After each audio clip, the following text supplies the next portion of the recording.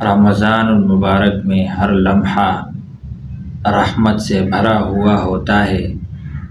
خاص کر افطاری کا وقت یہ بہت بڑا قیمتی وقت ہے، کیونکہ نبی کریم صلی اللہ علیہ وسلم نے فرمایا ہے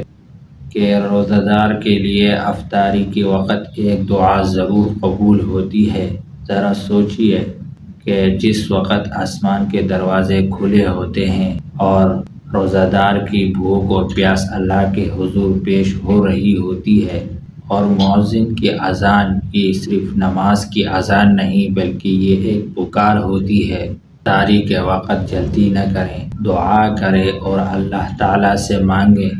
ہو سکتا ہے یہ دعا